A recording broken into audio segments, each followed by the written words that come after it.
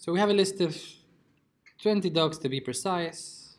Each dog is just name, breed, and sex. And the whole point of this exercise is to be able to populate our table with a row for each dog. And then here on this column, we're going to have edit buttons. And when we click on each of these buttons, we should populate this with the dog we're currently trying to edit. And then when we edit it and we press submit, well, this error that Lucy pointed out, apparently there's just an extra space somewhere here. So let's go and fix that quickly. I was there. There you go. There you go. So when you click the submit button, what should happen is, well, the page shouldn't be refreshing, and we should be able to update our dog, right? So what that means is it should be updating the row that's in here. So there's a couple of ways to do it. I've seen a lot of people doing it. It's just like, okay, clear the table and refresh the table. That's okay. It's not the most efficient way to do it, but it's a valid way of doing it. So let's take a look at this first. So let's do it in chronological order. So the first thing we're trying to do is get my dogs and put the dogs on the page, right? So when I load my page, what I would like to be able to see is dogs here. There's a couple of extra files. I don't think the files are there, are they? No. But if you look at the index.html, I think that there is an older version of this that had some files that you don't really need. So you can get rid of those links if you don't want to see the error. That's fine.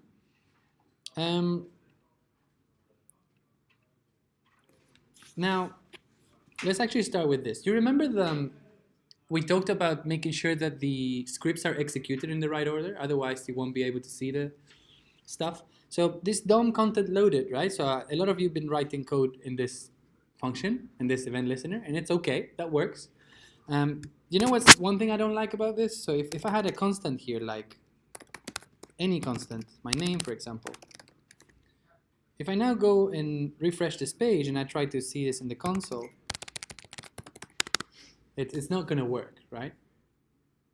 If I had something else, name is an unfortunate one, let's say person. So person doesn't actually exist, because person only exists within this function. And that can make debugging a bit tricky. So what I prefer doing is, instead of using this event DOM content loaded, I just want to make sure that my script is running when the page has been loaded.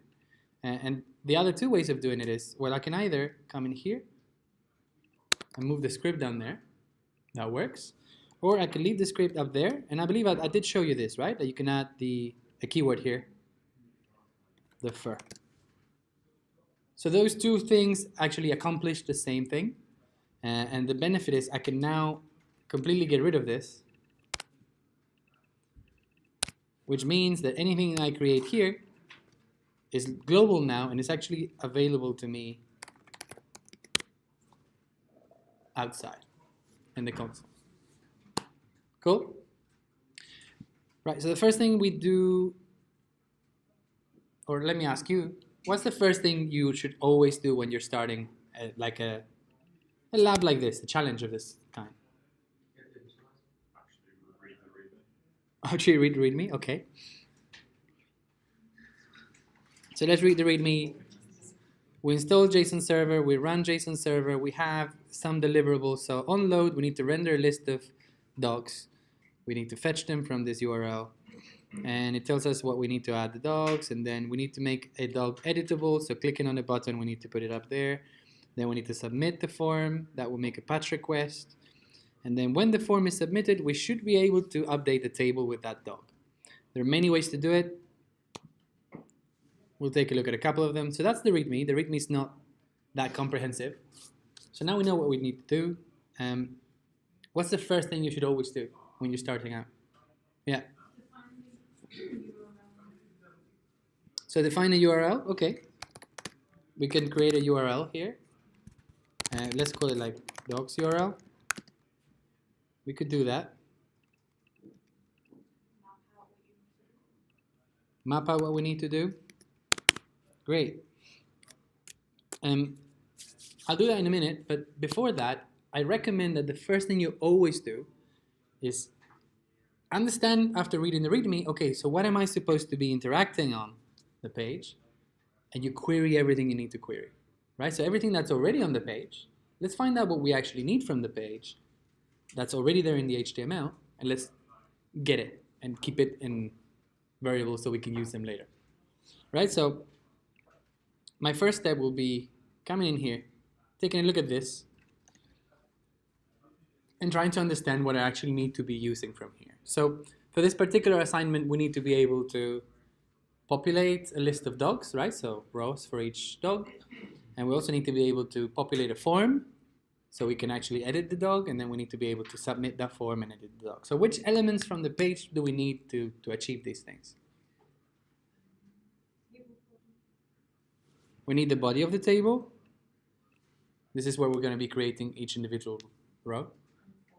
And then we need the form, because we need the form for a couple of reasons, right? What are those reasons? What do we need to do with the form? So we need to fill it in with all the details from the dog we just clicked on. And then we also need to listen for the submission of the form, right? So when they submit, we should be editing the dog that we've selected. Cool? So just those two things, the form and the body, should be enough, right? I don't think I need anything else in here. I don't need to mess with the headers. I don't need to mess with anything else. Title here, that can all stay. I just need this and this. So table body and dog form. They're both IDs. So be careful with like whether it's an ID or a class or what you're looking at. So the next thing I will do is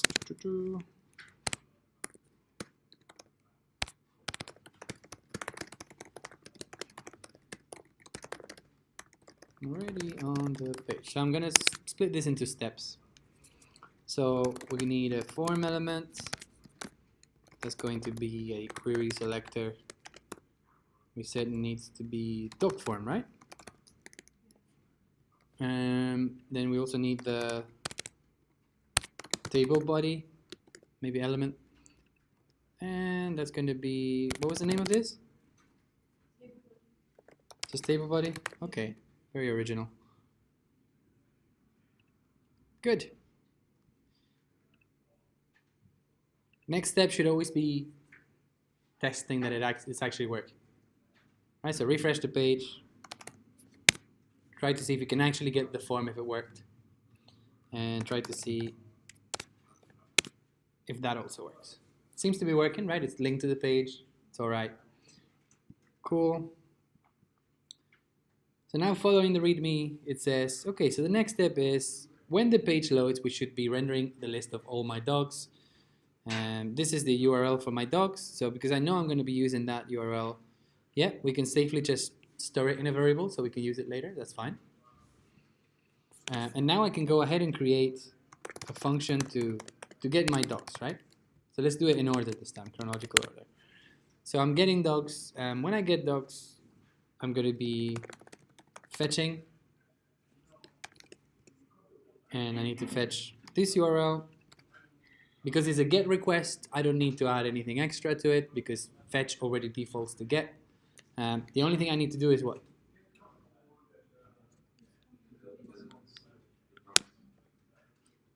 So I will be getting back a response, right? So I need to actually parse the JSON that comes back so I can see the list of dogs that comes back. So that function can stop there, right? Because this is a server-related function. This is just getting the dogs. And then we can do the rendering of the dogs later on. What would you do next? So let's look at it this way. Onload, render list of already registered dogs. Okay, I'm going to move this over here. I'm going to give it a soft wrap.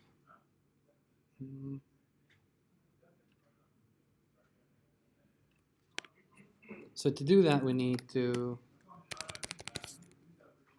get dogs from the server. That's happening there. The next step would be what? To be able to render a single dog. And if we can render a single dog, we can also render multiple dogs. So that's what we need to do to complete this item here. So as we write functions, every function you write, before we move on, just go back to the code and actually test that this is working. Just run it, see what happens. Seems to be working.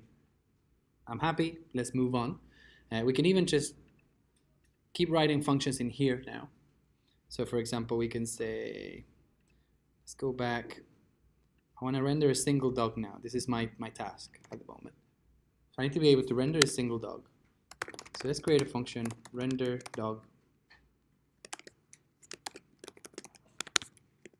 Cool. If I take a look at the README again,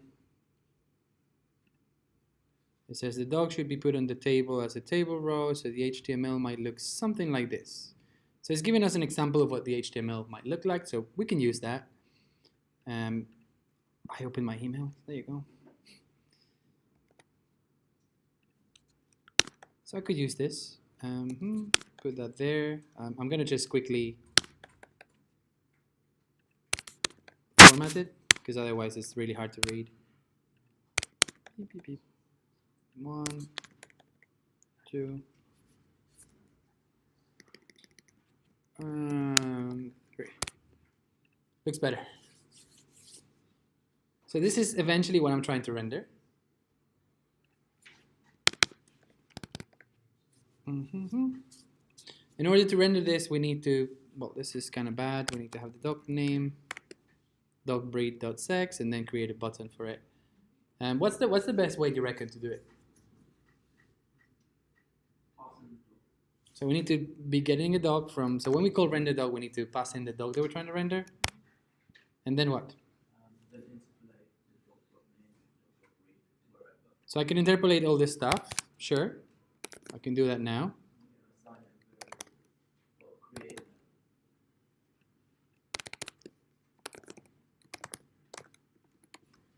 Dog the breed, and then dog sex. Okay, that's cool. What else? You could create an element, you create a new row, yeah. And then either create all the elements individually or then just do the inner HTML of that row. Yeah, so going with like inner HTML plus equals is a little bit dangerous. It can lead to bugs. So I would avoid that. So realistically, the best two options you have is you either create everything through JavaScript, right? Just create element, create element, create element, or you create at least one element with JavaScript and then put the inner HTML and the rest of the things, right? So let's do, just because it's faster, because the JavaScript way is fine, but it's just a bit tedious because you have to create so many things. So instead, I'm just going to create this one. You know when you do that, yeah. You use it in HTML. Yeah. I think Sam said something along the lines of it doesn't load on the DOM.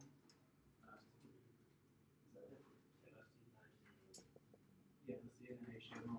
Not this one, because inner HTML you use across. Oh, yeah.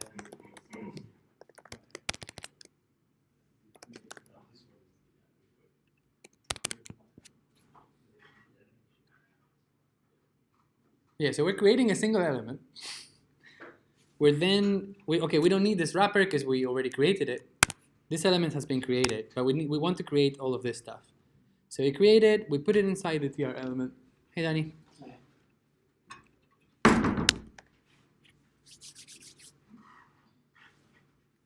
And then at the end, well, we need to put it inside the table body, which we already have. It's here, so we want to append the tr element. Cool. Let's keep it like that. So for now, we're going to change it later. But for now, I just want to make sure that I can render a dog. How do I test this?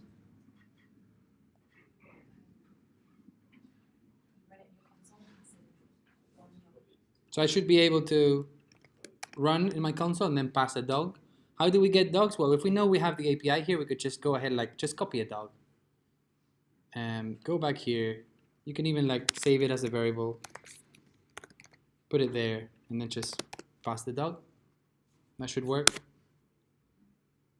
Cool. So it seems to be working. You can do it again to make sure that it's working fine, and we can do it with a different dog as well to make sure that it's not just luck with one dog. It's not hard-coded. Yeah? Are we happy with that one? Great. So if we can create now single docs, that's great. We can go back and replace the code we had. So we've done this one.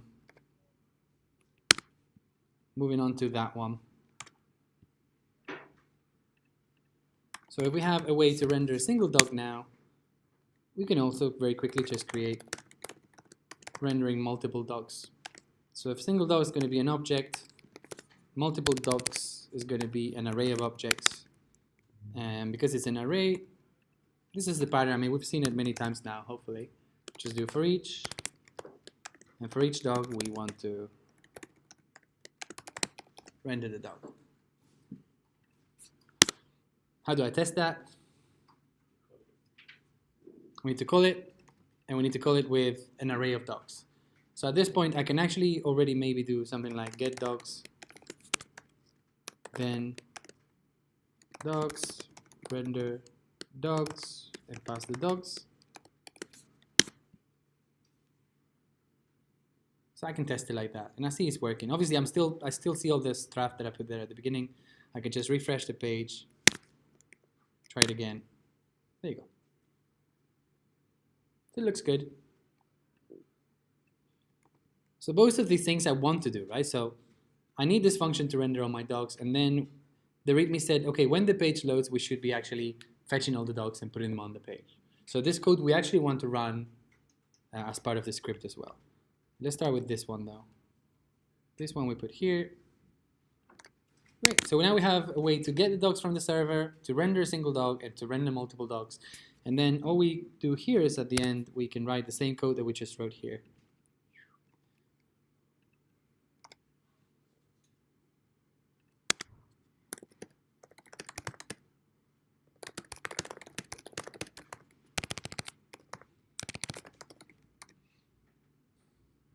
All right, so all this stuff is actually, nothing's being executed, it's just me creating functions, and this is where the actual things start to happen, right? This is me actually calling these functions and making it happen. So now I can test that because if I refresh the page, great. Every time I refresh the page, I can see that I'm fetching the dogs, putting them on the page. It's all working. Good so far? So this is just a review. This kind of things you've probably seen a million times by now. I want to take this little review that we're doing today, because it's the day before the challenge as well, to say like, if you have any questions at all, like this is also like an AMA. Feel free to like raise your hand and ask questions. Don't be shy. So, any questions before we move on? How similar to Shannon is this? Why are people fixated with these things? That's because you don't have a good chance to pass. No, I know, but it's similar in the way that we're doing the same kind of interactions. We're still interacting with the DOM. We're still having to use events, and we're still having to fetch things. And it's different in the way that it's just a different app. It's doing something different. But all the stuff that we're doing is the same. Like DOM manipulation is going to be the same. Creating stuff is going to be the same. Listening for events is going to be the same. Listening for like submission of forms is going to be the same. So there's a lot of very similar stuff, which is putting it together to build a different app. So it is very similar in terms of what we're doing. It is very different in terms of the actual app. So if we can build this, If you can build this, you can do the challenge, for sure. All the concepts are there. It's all the same stuff. Cool? hey, you asked. No, that's fine. That's okay. I kind of meant more like conceptual things instead of code challenge. Actually, any kind of the rest of the crowd things, also the delete, we're not doing any delete here. So you can focus on deleting things if you want as well. Mostly, the most common things you should always focus on is getting and creating and that kind of stuff. But if you know fetch, you should know everything. Because if you know how to get and you know how to post, deleting is easy, updating is easy, right? So patching and all that stuff, that should be easy. Quick tip for everyone, please, doesn't matter how many times I say it, there's always a bunch of people who don't do it. Read the README carefully. Read the documentation. Read the API docs. Don't assume anything, just read. Right? Because sometimes it's easy to say it, and I know when there's a time pressure, you tend to go like assume things and start writing code. Don't. You're doing yourself a disservice. You're going to finish the code challenge, you're going to submit it, and then you're going to go back to your desk and read it. It was like, oh, it actually wanted me to do this other thing. So don't do that. It's better to take a little bit longer and do it properly. Don't rush it too much. Cool. So looking at the README now, okay, so we need to make a dog editable. So the next step is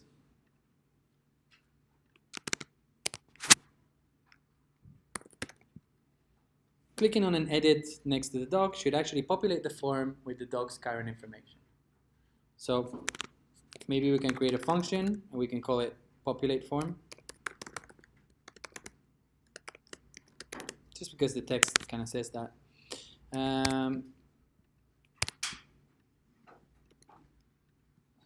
Let's take this over here. Let's make it happen.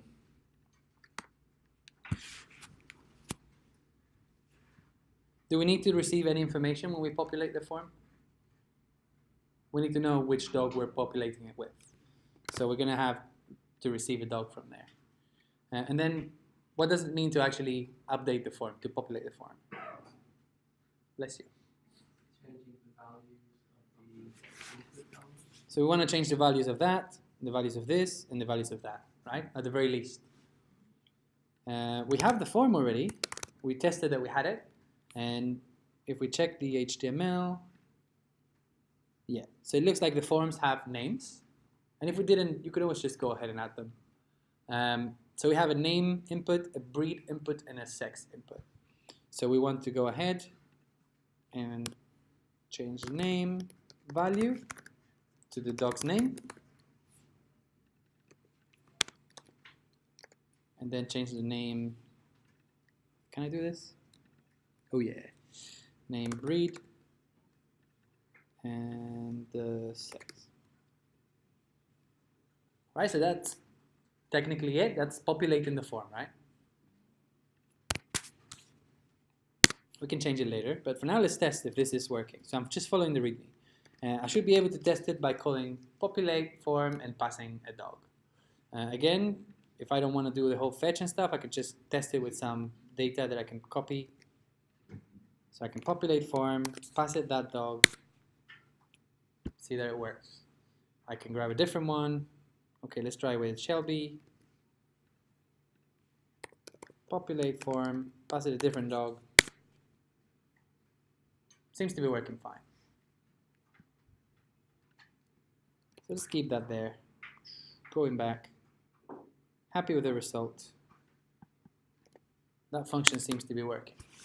Now what it did say is says when clicking on the edit button, right? So again, to answer the when question is always going to be what? Events, right? So when we click. Great. So now we can add, the simplest way would be to just add an event listener here. So when we click a dog, let's add an event listener. We can do it after or before this, it's the same thing. So how do we add an event listener to this button?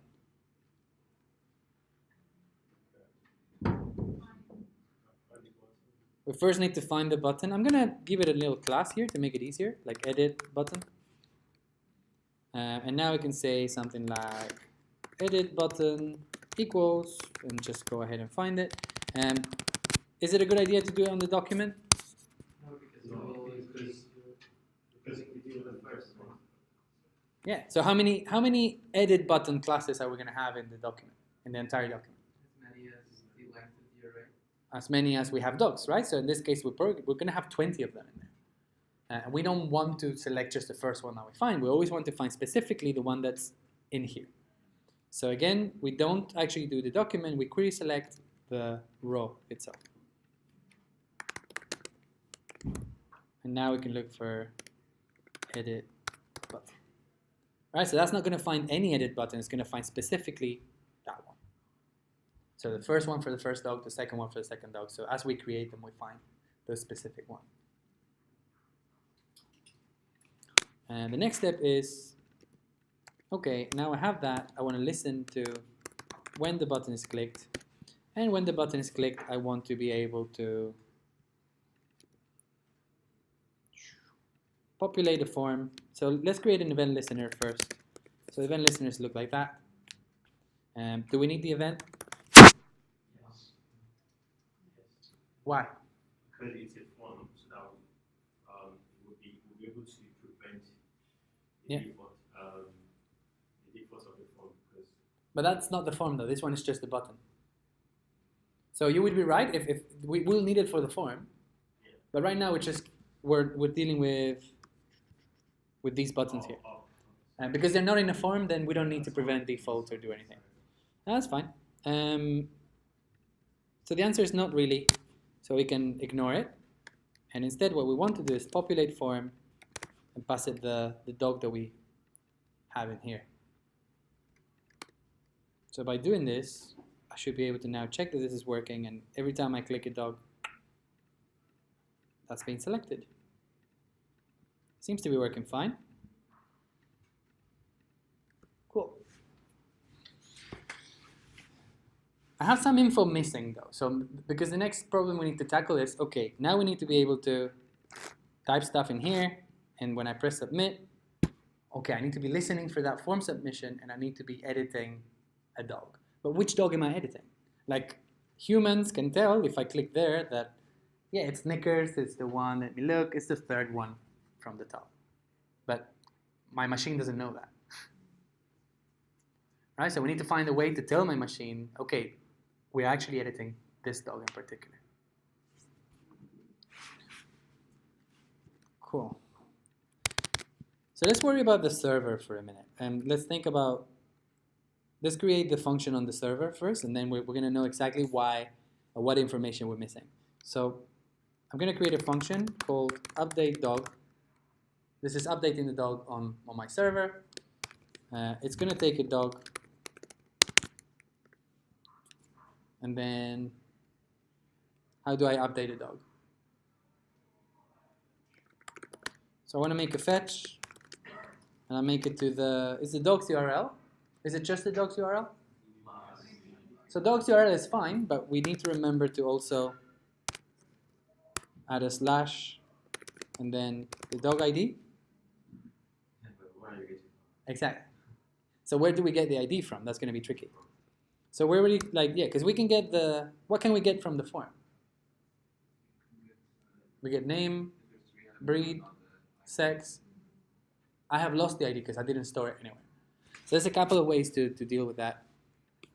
But first, let's imagine that when we call update dog, that's going to be sorted and the dog's going to have an ID. And we worry about how we get the ID later. Right? So it's nice to be idealistic sometimes and say, hey, this function I'm writing is going to take a dog and the dog's going to have the ID. I'll worry about how I get the ID later. So how do we actually make this update dog function? What do we need to pass in here? So we need the method, which is going to be patch. Why is it patch?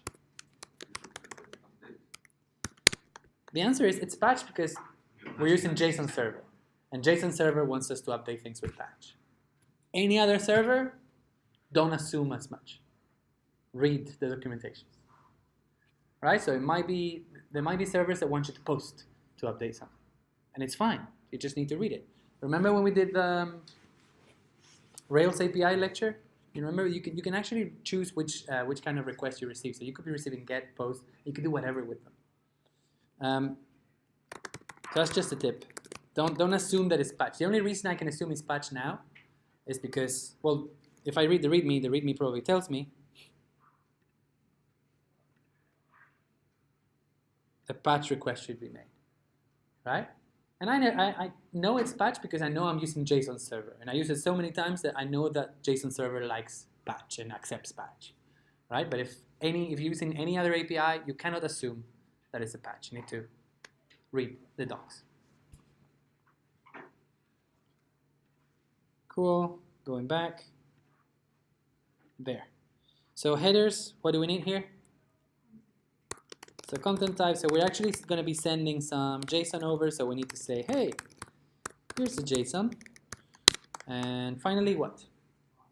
We need to send some actual body of the request. What do we always do with bodies?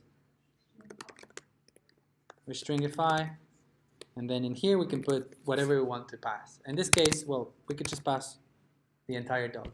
So we change the name, we change the sex and the breed all in one go. And then I will always get a response. So when the response comes back, okay, I know that JSON server likes to send me back the updated dog when I get it back. So I'm just going to parse it. I might need it. At the very least, to check if it worked or not. Oops. Cool. Can I test this right now?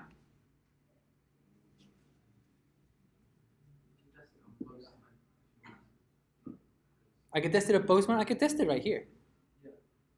Right? What information do I need to test this function? I need an entire dog, right, with an ID and everything. So let's forget about, because right now we're not dealing with like form submission and all that stuff. We're just dealing with calling a function and passing the right thing to it. Right? So the right thing means we need to have a dog, and the dog needs to have a name and a breed and a sex and an ID. So we can literally just go ahead and pick any dog from here. Like, let me get Coco there at the end. Hey, Coco. So I can easily test this by saying, okay, this is Coco. Let me make a change to it, like change it to Cocoa.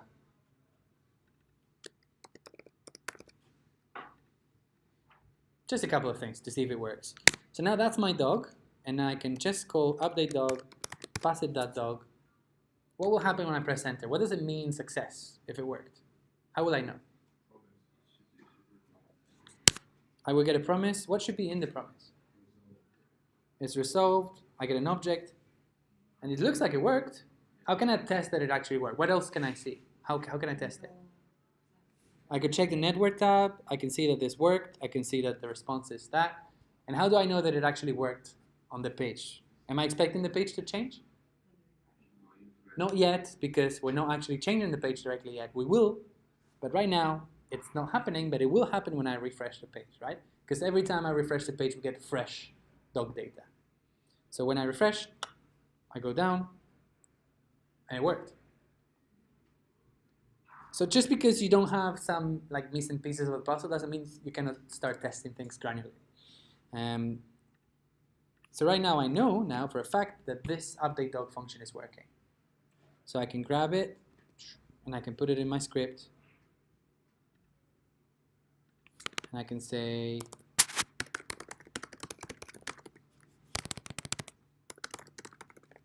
update the dog on the server. Great, that's working.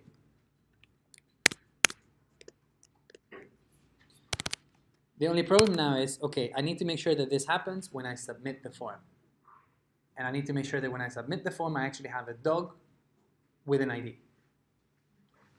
That's going to be tricky because we're not storing the ID anyway. But let's take a look at it. So the next step would be, okay, we need to listen for the form. We already have the form. So we have the, what's the name? Form element. So we can listen to it. Let's do it in the console first.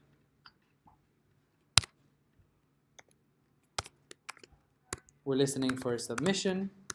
Do we need the event this time? We do. Why? So we need it because forms want to refresh. We want to prevent that from happening. Cool. So I can already test if this is working by just pressing enter and then, okay. If I press submit, I know that it worked because my page is not refreshing. That's a good start. I've managed to find the right element. I managed to add the right event. I tested a couple of things. What now? So eventually we're going to have to update the dog on the form, right? Or on the server. And we need to pass a dog. So what's that telling me? So I need to have a dog. So let's go ahead and let's create our own dog.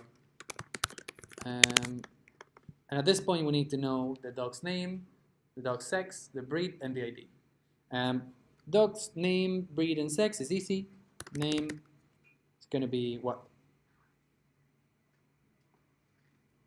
Where do we get it from? We can get it from the form, name, value. Similarly, the breed we can get from there.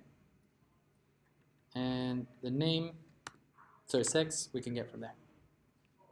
And this?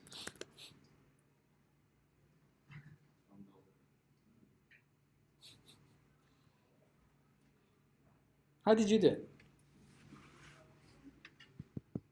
This is exactly what I got to, and then put it into my mind to shreds and then put it back together. Cool. So it's nice to break it down like this, right? So now we know we have almost everything we need. The only thing that we're missing is the ID of the dog, right? Is there any point in time in which we could be saving the ID of the dog somewhere? So how do I know which dog I'm editing right now? Like if I click here, right? I know I'm editing Harvey, and I know that Harvey is the 4th dog. Yeah, Danny? I was going to suggest you could set like a global array called selected dog. And when you press edit, send its ID into it. Yeah, it doesn't have to be an array. It could be like just like an ID, or just the object of the dog. So there's a couple of ways, right? So one way is actually to when you press edit, to actually change the submit. Maybe give the submit button an ID or something, so you know which one you're editing. Right? That's changing the DOM to actually store some data. It's not an invalid option. It will work, but I think to store information, JavaScript is a much better target, right? So if you have JavaScript, just create a variable with it. If you want to keep track of an ID, just create it here. So is this going to work? Almost. The problem is, should it be a constant? Because I will be changing it. I will be reassigning it. So at the very least, I know, okay, I can store it. I can store it in let. So now this is kind of some information about my app. I'm saying, okay, when I start my app, that's going to be null. That means there is no dog selected. Right? As I click a dog, what should happen?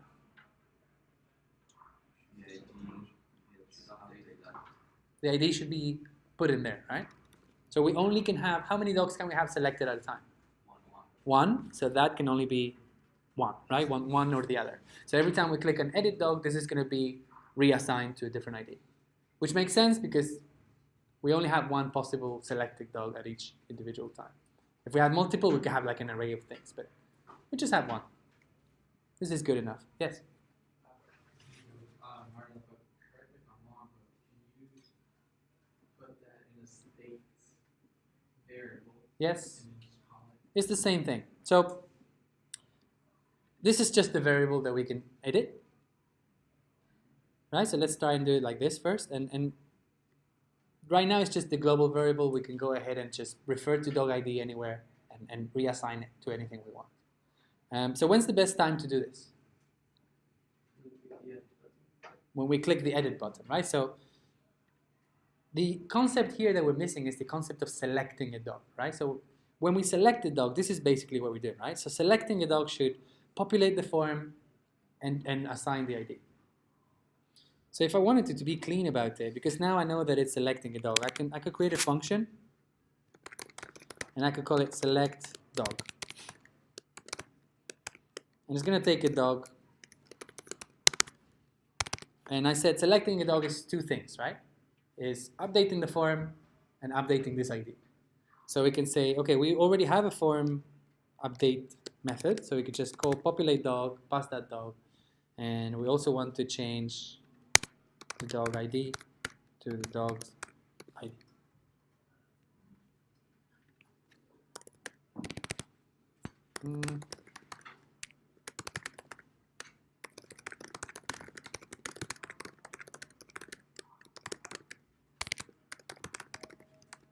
Cool. So now we need to, here, instead of just populating the form, I'm going to change this to select dog. So when I call select dog, it's going to populate the form, but it's also going to update the ID of the dog. Right? So if I save this and I run it again,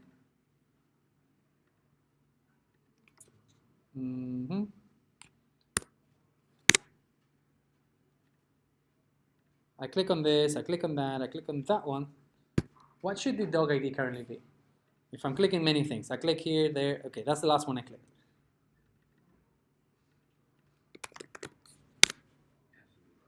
Dog ID is 4. Have I shown you this? Have you seen that little eye? This is actually very new. It was like 2 or 3 months ago that Chrome actually added this in. And it's called a live expression. We can actually type some stuff in. For example, I can type any expression I want. In this case, I want to see what the dog ID is.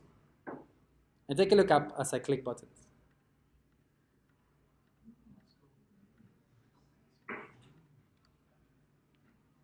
This is like a little live debugger that I can have there at the top to show me what this is. And if I wanted to, I could have more expressions here. Like URL doesn't exist, but we have docs URL. There you go. So if I go and change like docs URL. Oops. Oh, it's a constant, so I can't change it. No. But if I could change it, it would also change here. If I say, oh, come on.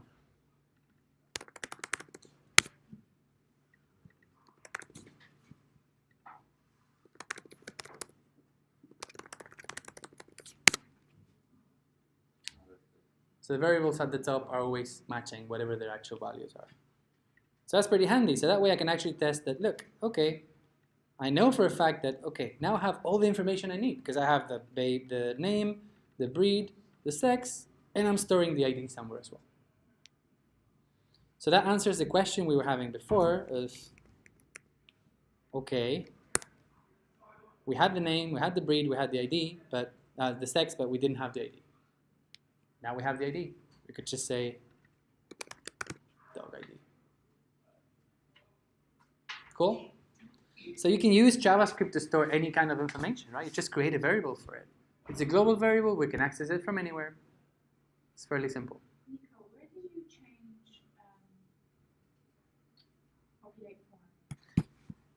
I didn't actually change populate form. You changed So I created another function that will populate the form, yeah, and it will also change the dog ID. but you changed it somewhere. So I changed it here. So when I click a button now, I'm not just populating the form, I'm actually selecting a dog. And it would be fine if you wanted to just update populate form to like do that thing too. That would also work.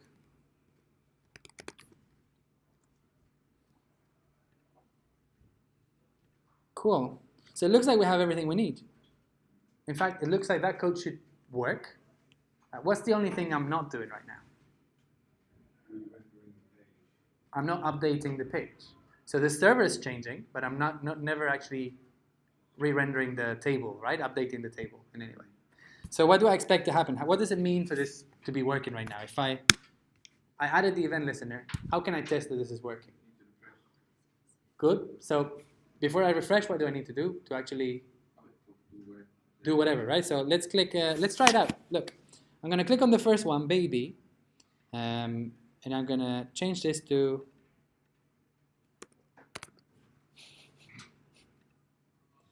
And then submit. Not much is happening. If I check the network tab though, I can see that that actually happened. If I click on Snickers,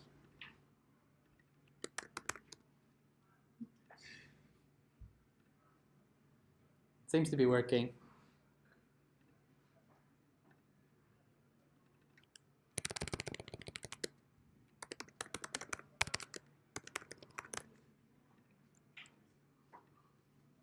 Cool. So even though the page is not refreshing, it's not changing, what will happen when I refresh the page? So all the changes that I made are there. So we're almost there. The only thing that's missing now is, okay, we actually need to update the row that we changed just now. And maybe reset the form as well. Do you want to take 5? No? Yes, we do. I did offer. Let's have a quick break. Okay, but first let's actually finish the challenge, right? So to finish the challenge, I would say the challenge is actually finished. When we press submit, we're changing the dog on the server. We're also changing the page. And I want to be able to clear the dog from here as well. Cool? So let's take care of the page now, because the server is already updating. This is all working. The server is changing. We're just not changing the page. How did you go about updating the page? So I've seen one approach that most of you have taken, which is clear the table and create the table again. Okay. Did anyone manage to just update a single row without redoing the whole table? Cool. How'd you do it? I have a kind of render Okay. and I passed the second parameter to update or not. Okay. As an update, I found the element and Okay. just changed the data. So how did you find the element? Which element did you find? I used the data attribute.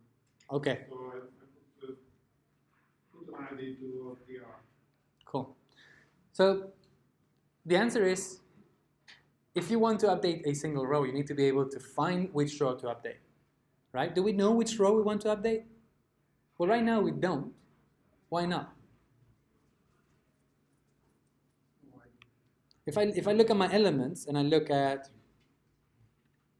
the table and the table body, do I know which one I need to update right now? There's not enough information for me to find out if I am updating this one or that one or this one, right? Like as a human, I know that I just clicked on Oreo and I know that Oreo is going to be like 1, 2, 3, 4, 5, 6. There. But the machine needs to know. That means that we need to find a way to find just the row that we're trying to edit. Right? So that means I need to give my rows some form of identifier. Right? So I can give them IDs, for example. And that would work. And the best way to give them IDs is if we go back here. Great. When we're creating the row, we can say, okay, you have an ID of row, and then the name of the dog, for the dog ID, for example.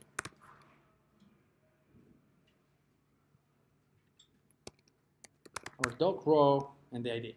Whatever, right? So something that will have like dog row 1 and dog row 2, and so the row has the ID of the dog that I'm actually trying to change. Why is that important? If you think about it, I have a dog ID here. Where do I also have a dog ID?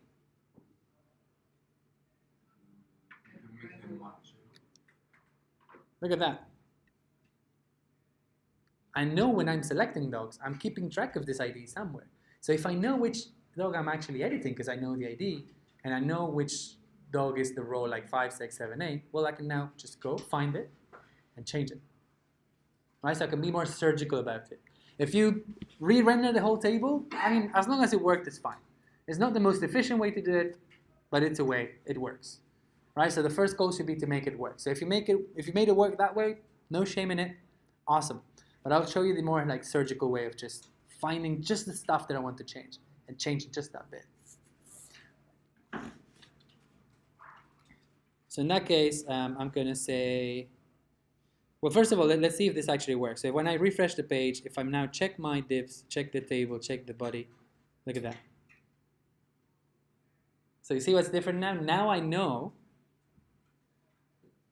if, where's the console?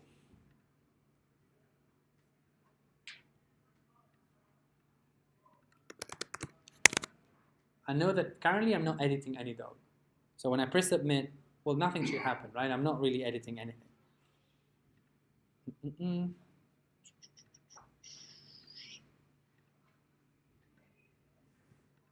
But now, okay, which row should I be updating? I know without even having to look inside, right? Because I can just see the ID. So the ID is currently 4. That means, okay, we actually need to update that row. It's going to be quite easy to find it. We could just say document, query selector, or we can even query select on the table. That's fine, it's the same thing. Document, query selector. What do we select? What do we put in here? So it's going to be like, well, it's a hash because it's an ID. So it's going to be doc row and then the ID of the dog. So okay, now look, I selected that one. If I click a different dog, Jasper, now dog ID is 11. If I run the same code again, now I've selected row 11. So I know exactly which one I'm trying to change. right? If I select a different one, chance. Now I'm selecting chance because this dog ID there is dynamic, right? I keep track of the ID. I know which row it is. I can find it. So now, okay, we had the update dog.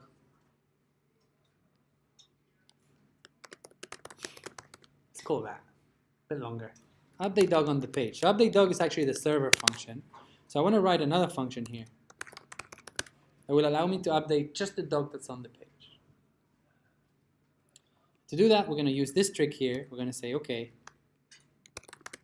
the actual row that we're trying to change is that one.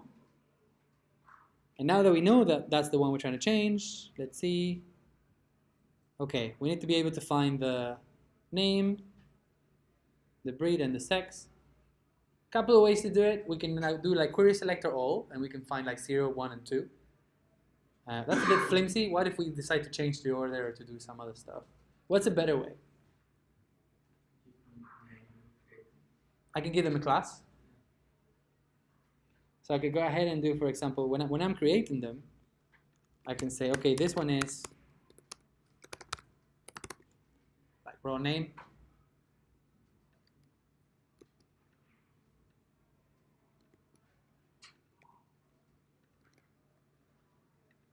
Raw breed.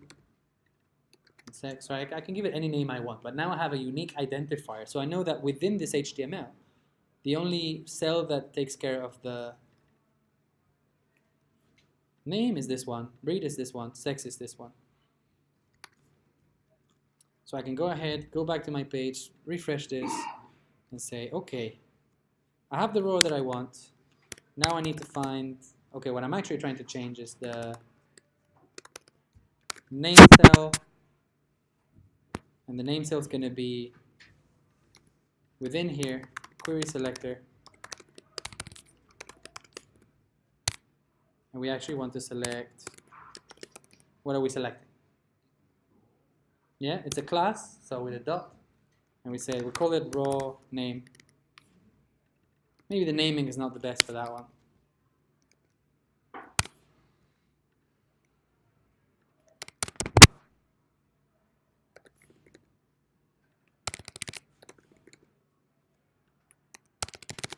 Sex.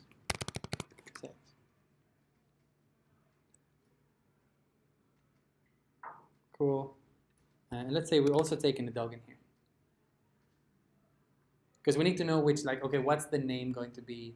What's the new name? What's the new sex? What's the new breed? So now we can go ahead and say, okay, so the name cell is going to be the inner text equal to the dog name. Right, so I don't know when, but I know that when I call update dog on the page, the dog that I'm passing is going to be the dog that has already the new name, the new sex, and the new breed. So I need to make that happen at some point. So now this and this breed, this and this is the sex. Cool? So we're only changing that. We don't have to reload the page. We don't have to reload the whole table. Just changing those 3 cells that we wanted to change. There might be an issue, but let's start with this. How can I test that? By passing a dog? So just like before, when we did remember when we did the update dog? We were passing a dog and it was updating the server. So now I need to see if I pass a dog, if it's going to update the page. Right, so just like before, let's create a dog. I think we had one up here. Yeah, I went past it. That one. That looks good. Dog 20. So let's actually change some stuff from this dog actually. Let's say the name should be la la la, and the breed should be lo lo lo, and it should be, let's keep it, change it to man.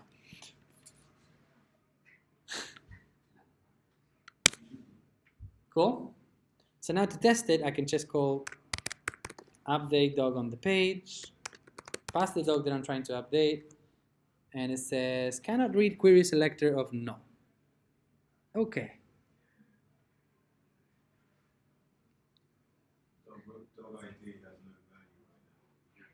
Cool. Makes sense, right? Because dog ID has no value. So what if I actually pass, one way you could fix it, instead of having to select the dog there, what if I actually got the ID from there, from that dog here, from the dog object? So we can actually change the way that update dog on the page works. Instead of getting the dog.id, it can get dog.id. So the moment I pass the dog, I'm going to pass the dog with an ID, with a name, with a breed, and the sex. So now I don't care about what's on the page. I don't care about the current dog ID selected. Let's try that again.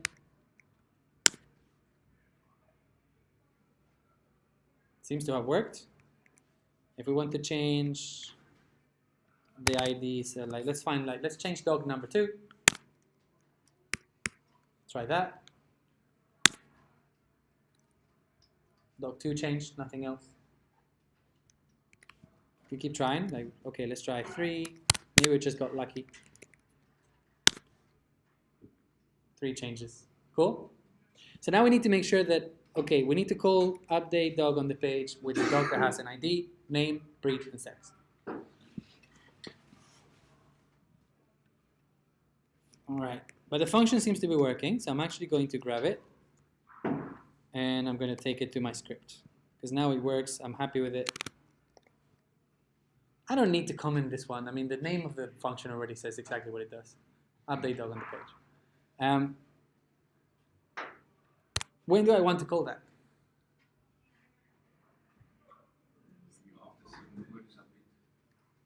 Right, so if we think about in terms of when it should happen, well, I'm editing a dog, I'm selecting a dog, and when I press submit, that it should update the server, and should also update the page. Right now, it's only updating the server, so the page only shows when I refresh, right? Did it change?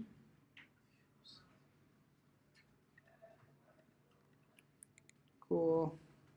I think I didn't refresh here.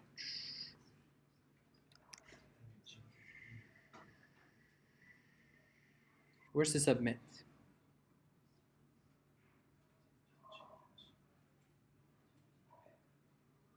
I've gone blind.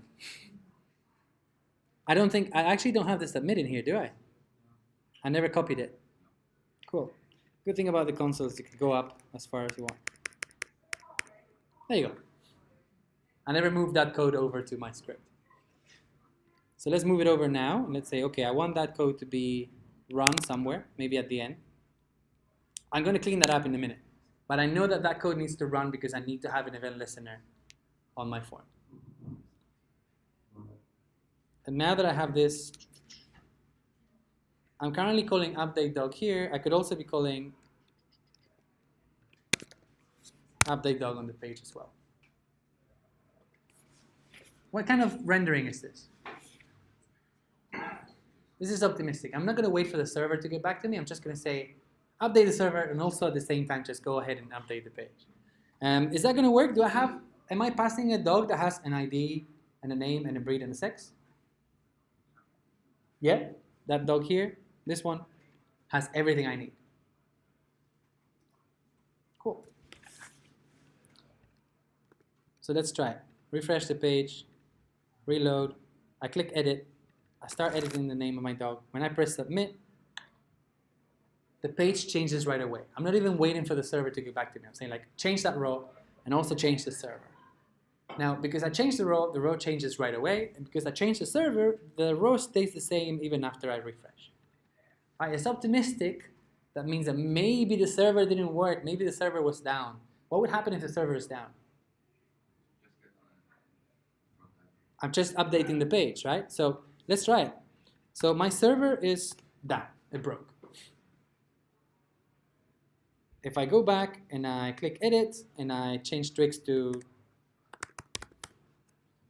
Twiglet, the page is changing right away, but I can see in the console that the actual request to the server failed because the server was down.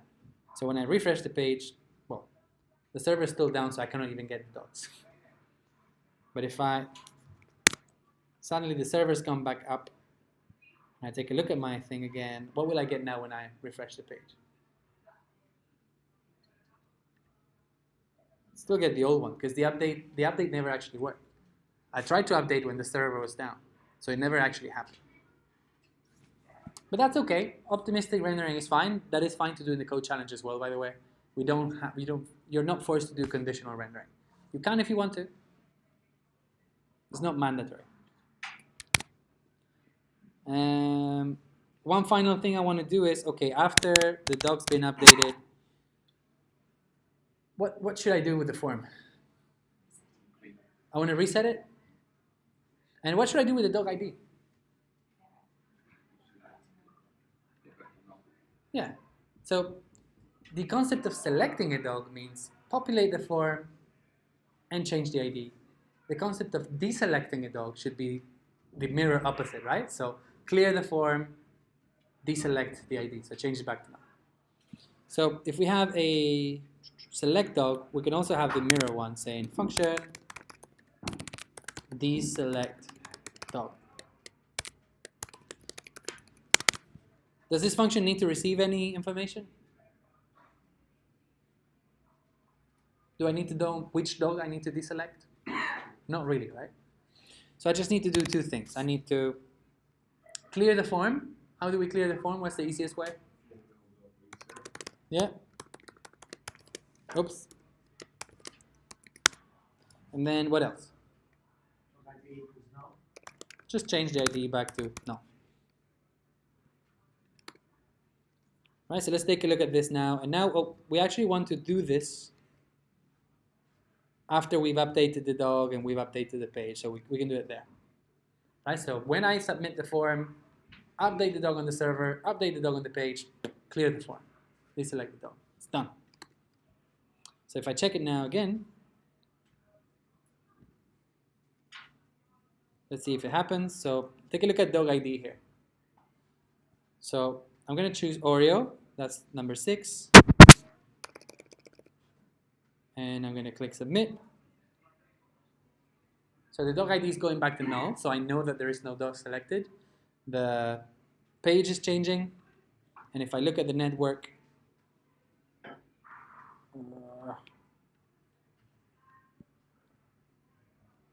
the server also changed. So when I refresh the page, everything's fine. What will happen now if I try to submit?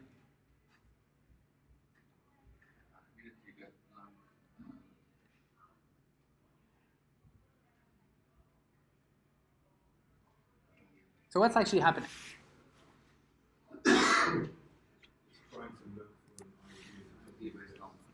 So it's trying to make a request, right? But look where it's making it. There is no dog with an ID of null, right? So that's failing. But because we have an ID of null, we can tell whether we have a dog selected or not. So maybe we can even, don't even trigger an update to the dog. If there is no dog selected, don't do it. Maybe we can alert the user saying, hey, you need to select the dog first. Right, so we can go back to polish this a little bit more. We can go back here now and we can say, when do we actually want to do all this stuff?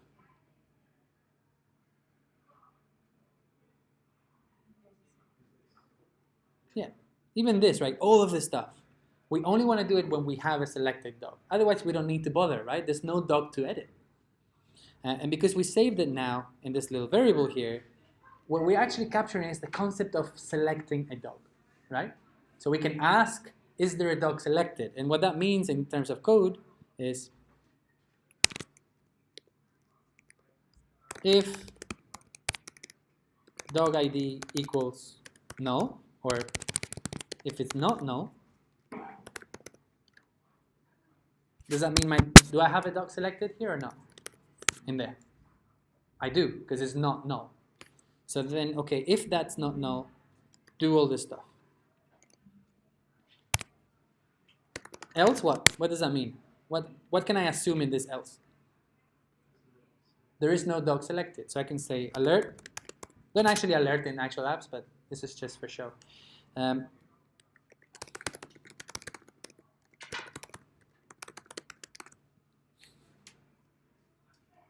So now if I go back to my code and I refresh the page, what's going to happen when I submit?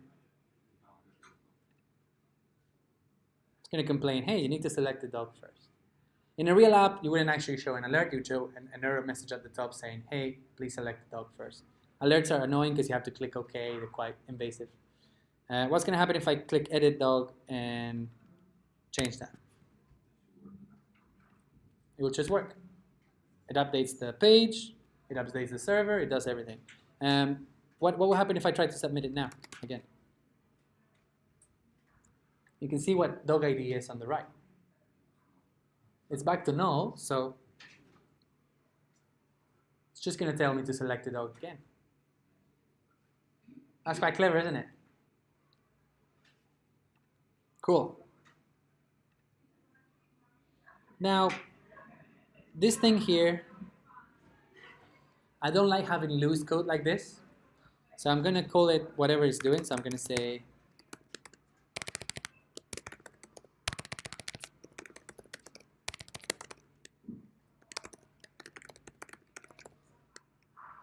listen to form submission, and when I call that function, it's going to do, oops,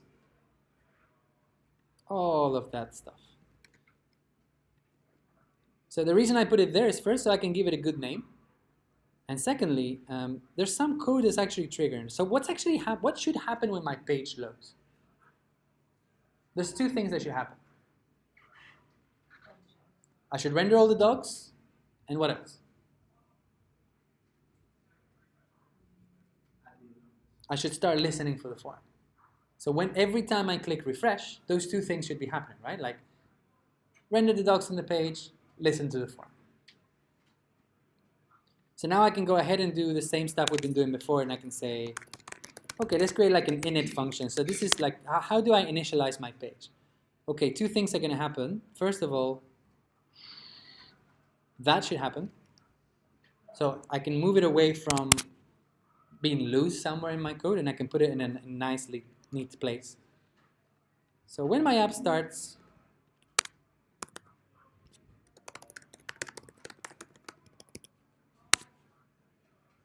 get docs and put them on the table.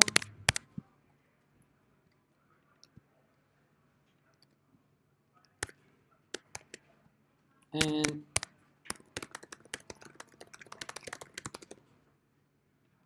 start listening to the form. So now all we have to do is somewhere at the end just call init. So now every time I call init, it's going to trigger these two things. It's going to put the docs on the page. It's going to start listening to the form. And that's it. So hopefully when I go back, it should still work exactly the same way. So if I try to submit a dog, it's going to say, hey, there is no dog selected. But if I do select a dog, well, you can see that the dog's been selected there. And I can change it here. And it works. And now dog's back to null. If I try to submit one again, still not going to work. How'd you find that? Isn't it still optimistic? It's still optimistic. I said optimistic is not necessarily bad. I said that, yeah. It's okay to do it this way. If you wanted to not do it optimistically, yeah. We just need to make sure that here we wait for this to happen and then we do the other bits. So making it not optimistic is actually quite easy. We put a function in here and we put that code in there. Yeah. Sure. Let me show you that this should still be working. So edit a dog.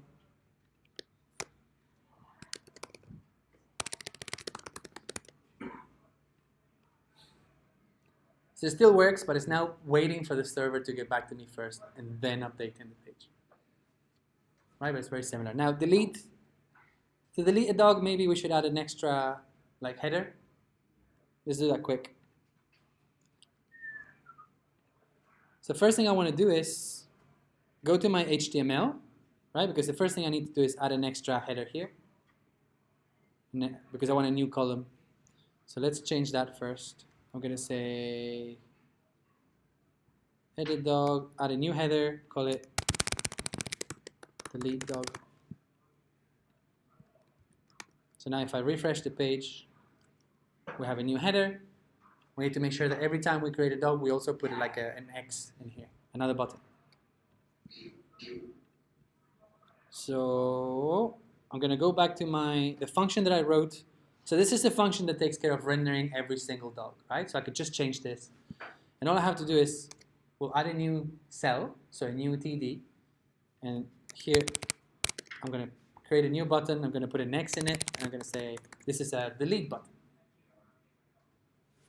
Just by saving this now, because we're calling that function multiple times, we're going to have multiple X's, right? One for each row. Yeah? You want to center this? Yeah. So with CSS, you should be able to do something like, if the cell, you can add CSS in each individual element if you want. And let's say, if we say text align center, that might work.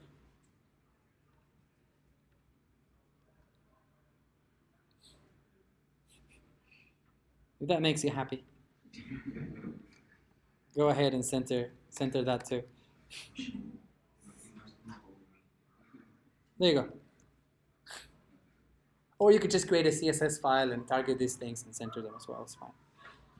Great. So now I want to be able to, I have the button. So the first thing is create the UI first. So now the UI exists. I want to be able to, when I click this button, what should happen? The dog should be removed from where? And so we need to remove the server dog and we need to remove the dog on the actual table. Right, so there's two things we need to do. So first, let's create a dog removing service. Delete dog from the server. Put down dog.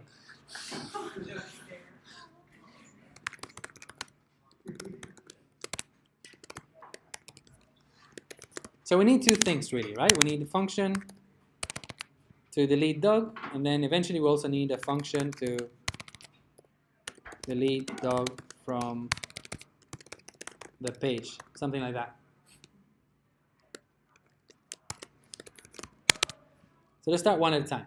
First, delete dog, this is the server function, right? So we could call delete dog from the server to make it pretty explicit. So delete dog from the server, what should I do? What input does this function need? So I'm going to need a dog. Sure. At the very least, I need just one thing, right? What's the one thing I need from the dog? The ID. I need to know the ID of the dog that I'm deleting. So I can pass the whole dog and just get the ID later, or I could just pass the ID and use the ID. Up to you. But ultimately, what we're doing inside is the same, right? So what are we doing inside? Fetch. We're making a fetch request. Where to? To the docs URL, just the docs URL? So we need to also append the ID at the end. So dash. In this case, we decided to pass dog ID like this. If we just wanted to pass the ID, then okay, just put the ID there. Same thing. Let's keep it like that for now. And now what? What do I need to change about this fetch? So the method's different because it defaults to get, and I want to delete. Do I need to send any JSON data? So do I need to put any headers in it? No. So that's pretty much it. And then maybe just in case, let's parse the response and see what comes back. So what is that? What's that comes back? It depends on the API. So some APIs might send you a little message saying, hey, successfully deleted your dog. Some APIs will send you nothing. Some APIs will send you an empty object. Some APIs will... So JSON server tends to just send you back an empty object. And that's it. Which is not great, but it's not a real server. It's just a practice server. So if you were writing your own delete function, like we did with the Rails API, then you could code it so, message, hey, you've successfully deleted dog number 2. Whatever. Cool. We'll do that later. Can I test this now as it is? Yeah? What do we need to test it? We need a dog, or at the very least we need an object with an ID inside, right? But let's grab a dog. Let's say, okay, we're trying to delete. Let's refresh this. I don't like the name of this dog. I ruined the poor dog, so. We have dog 1. So I can test it by saying delete dog from server and pass in that dog in, right? What's the expected result for success for this one? How do I know it worked? Check the network. I can check the promise. The promise is just returning an empty object. There's nothing in there. But I can check the network. The network is, again, returning an empty object. It seems like it worked. It says it's okay. What should happen when I refresh the page? That dog's gone, right? Now I've also ruined this dog. I gave it a bad name. Let's get rid of that one too. So to do that, well, if I refresh here, you can see, okay, we now have this one. Let's try it again with a different dog to make sure it wasn't luck. So let's create another dog. Dog 2. Let's call this function again. Oops, I need to define the function first. Cool. Now let's run it. Now let's refresh the page. Gone. So now really all we have to do is we're able to delete the dog from the server. We just need to delete the row. What's the easiest way to delete a row right now? We're already done half the work. If you look at it, do I have a way of identifying which row I'm trying to delete? Yeah, fairly easy. I know if I'm removing dog with an ID of 6, then I need to find row with an ID of 6 and remove. But if you put the event listener in the function that is creating the Yeah. report, Yeah. find the relevant row, you can just go back. I can just remove it that way as well. Sure. But either way, right? So I can just, there's several ways to do it. So let's go back up and let's say, okay, now we wrote that function. We just need this one here. So yeah, assuming that I'm writing this anywhere. So one thing I could do is just, okay, can I find my row? Sure. I can say, if I pass you a dog, I can go ahead and say document, query selector,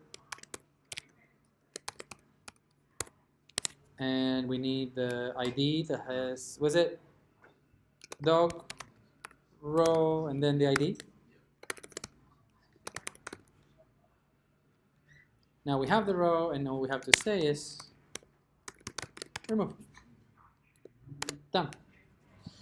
So all I have to do now is make sure that when I click this button, those two things happen.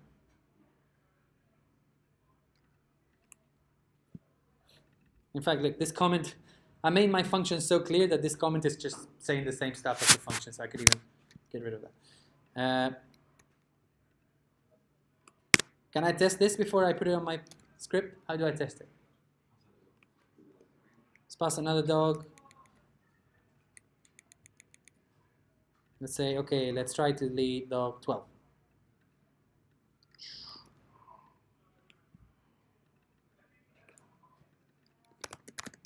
Dog equals that. And now I should be able to call that with my dog. Did it work? It did, right? Can try a different one. Let's try and get rid of Twix.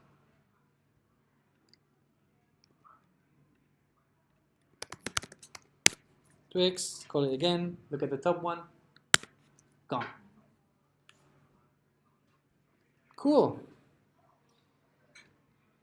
So I could even now create another function called delete dog that takes a dog and it's just going to call this, call that.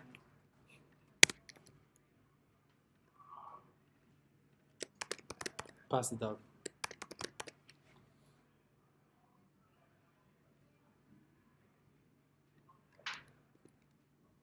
And let's go back to our script. Let's add our function somewhere here. So we can delete dogs from server, delete dog from the page, and we can call a function that does both at the same time. So it's nice to keep them split, but that doesn't mean we have to call them individually each time. We could just call delete dog now, and it does both.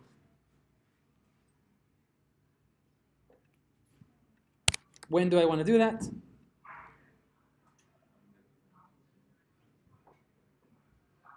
I want to do it when that button is clicked. I can add it here. So first I need to actually find the button, so I can just find one more button and say, okay, find the delete button, delete, add a listener to this button, and when we click that one, we want to, do we need an event? Not really, I can ignore it. What do I want to do?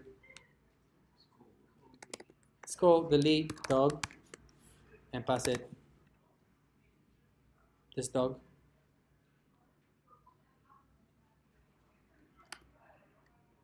Take a look.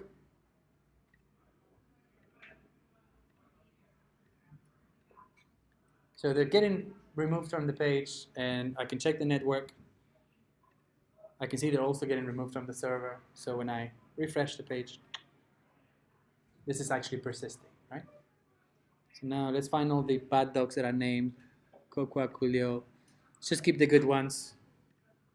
There you go.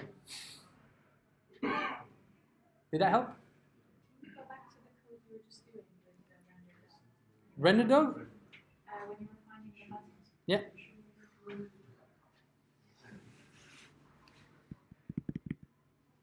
How long do we have for this coach? 90 minutes.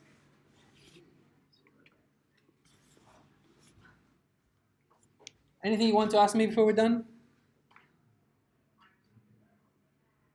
Any doubts that are not code challenge specific related? What's the question? Okay. I'm going to go back to my desk. I'm going to send you the readme now. No, just kidding. Ha. You took it.